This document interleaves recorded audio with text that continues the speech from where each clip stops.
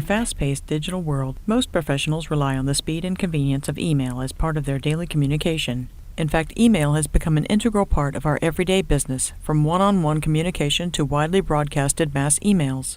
But just because it's fast, that doesn't mean you should allow it to be sloppy. As with any written business document, the way you write email is crucial. Behind the send button is still a writing exercise. Email must adhere to the basic principles of writing and communication to be effective. Without this foundation, communication with your colleagues and customers is bound to be ineffective. Here's the situation. Diana Dietz is the public relations spokeswoman for a Georgia manufacturer, which is debuting a new facing that instantly updates the look of dated kitchen appliances. She is at the biggest trade show of the year in New York City, and the local supplier who was supposed to deliver and set up kitchen appliances for her booth has failed to deliver at the last minute. Diane has written an email message to her supervisor, Annette Lesk, to tell her what has happened. Let's begin by evaluating an email message.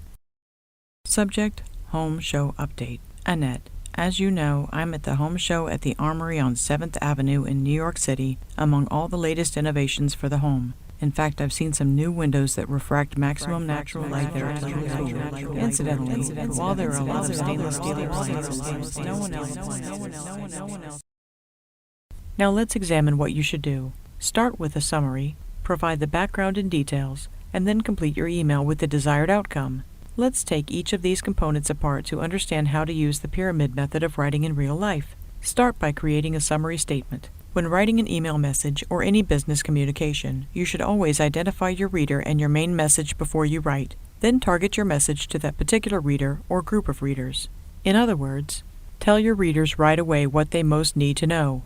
Place your most important piece of information at the top of the pyramid and then follow it with details that support what you have said.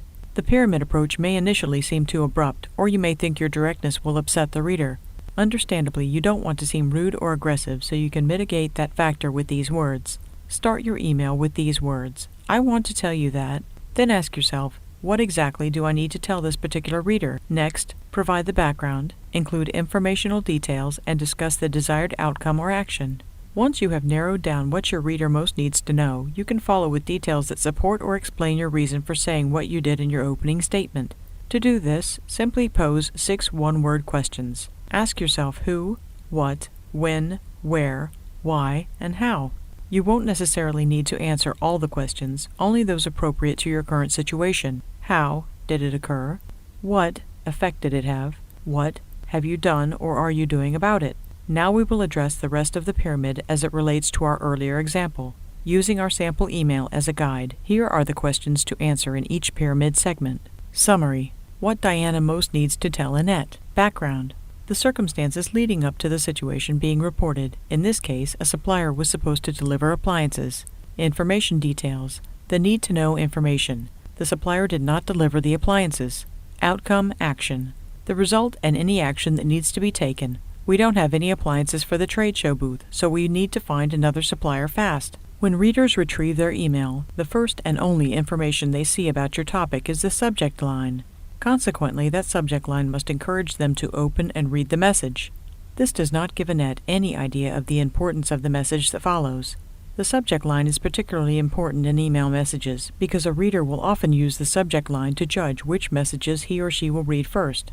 A much more informative subject line would have been: now Annette, Diana's manager, will be much more likely to open the message right away because she will be concerned that there is a problem.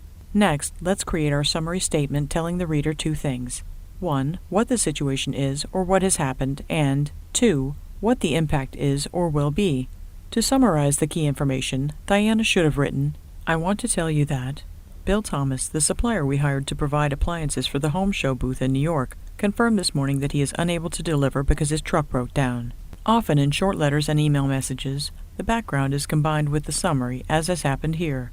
Bill Thomas, the supplier we hired to provide appliances for the Home Show booth in New York, confirmed this morning that he is unable to deliver because his truck broke down. This paragraph presents the problem and its impact, and also answers the 4 questions that normally are answered in the background. Who? Bill Thomas, the supplier. Where? Home Show in New York. When? This morning. Why? His truck broke down.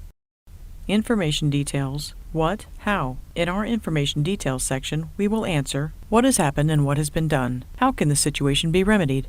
In Diana Dietz's report, what happened has been covered.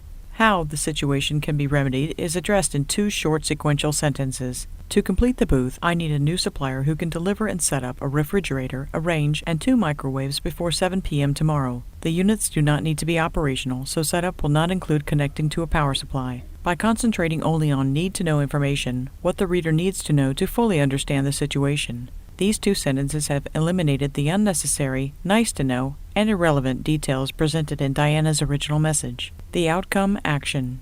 In this example, we need the reader to do something, so Diana could have written, I have told the on-site show coordinators that we will be expecting another delivery tomorrow. Please find someone capable of handling a rush delivery and setup, and let me know who to expect and when as soon as you can. To begin your email, create a summary statement. Next, be sure to provide the background. After the background, be sure to include informational details. Then be sure you discuss the desired outcome or action. Finally, be sure your subject line conveys the actual subject matter.